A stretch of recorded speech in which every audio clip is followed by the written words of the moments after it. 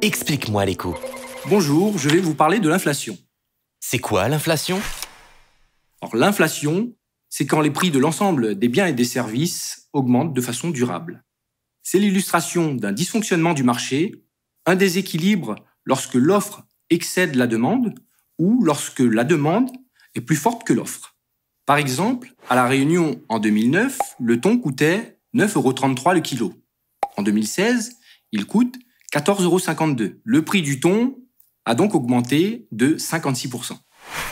Comment est mesurée l'inflation? L'instrument de mesure de l'inflation est l'indice des prix à la consommation qui est calculé mensuellement par l'INSEE en France métropolitaine et dans les départements d'outre-mer. Pour le calculer, on relève le prix de 200 000 biens et services chaque mois en France et 8 000 prix de biens et services à La Réunion. Chaque mois, on calcule les évolutions de prix de chaque produit, puis on fait une moyenne pondérée sur l'ensemble des biens et des services. La pondération étant le poids de chaque produit dans la consommation. Plus un produit est consommé, et plus son évolution aura une incidence sur l'évolution globale des prix des biens et des services. Il intègre l'évolution des prix des loyers, mais ne tient pas en compte de l'évolution de certains postes de dépenses des ménages, comme le remboursement d'un prêt immobilier ou les impôts locaux. D'un mois sur l'autre, on compare les mêmes articles, même marque, même modèle, même conditionnement, dans les mêmes points de vente. Les hypermarchés, les supermarchés, les magasins traditionnels, les magasins spécialisés et les marchés forains. Faire différemment, c'est s'exposer à mélanger des effets. C'est ainsi 400 g de steak haché de bœuf aux oignons ne seront pas comparés à 1000 g de steak haché pur bœuf le mois suivant. Sinon, on aurait un mélange de plusieurs effets, qualité et quantité, qui cacherait l'évolution du prix que l'on cherche à mesurer. À quoi ça sert? Ça sert à mesurer les évolutions de prix mensuellement et annuellement. Par exemple, en décembre 2016, sur un mois, l'indice des prix a augmenté plus fortement à La Réunion qu'en France. Par contre, sur un an, les prix n'ont pas augmenté à La Réunion, alors que globalement, l'inflation est de 0,6% en France. Chaque mois est comparé au mois de l'année précédente, permettant ainsi de ne pas tenir compte des effets saisonniers.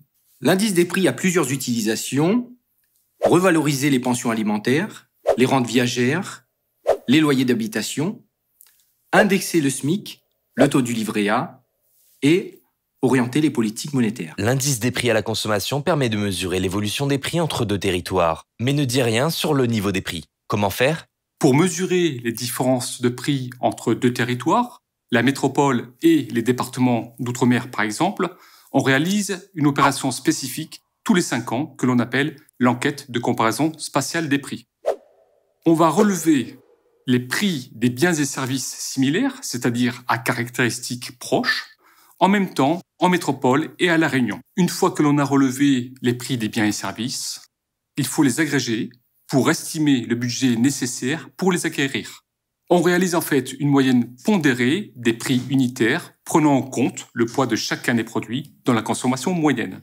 La difficulté est que la consommation peut être différente d'un territoire à l'autre, si bien que les pondérations pourront varier d'un territoire à l'autre. Si l'on compare directement les dépenses effectuées en métropole et à La Réunion, on va en fait croiser deux effets.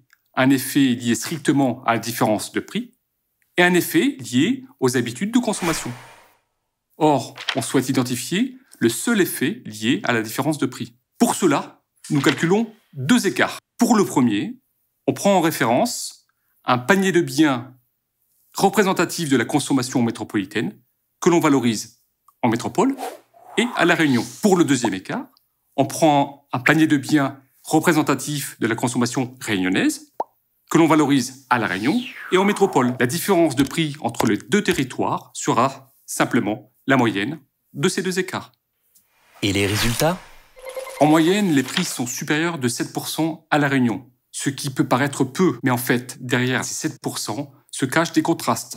Par exemple, sur un secteur que l'on connaît bien, la consommation, puisqu'elle nous affecte tous les jours, si un métropolitain vient à La Réunion en conservant ses habitudes alimentaires, il devra débourser 37% de plus qu'en métropole. Se nourrir, se soigner et communiquer coûte plus cher à La Réunion. Il y a à La Réunion des biens et services moins chers qu'en métropole. C'est le cas par exemple des transports collectifs, du carburant, des services à la personne.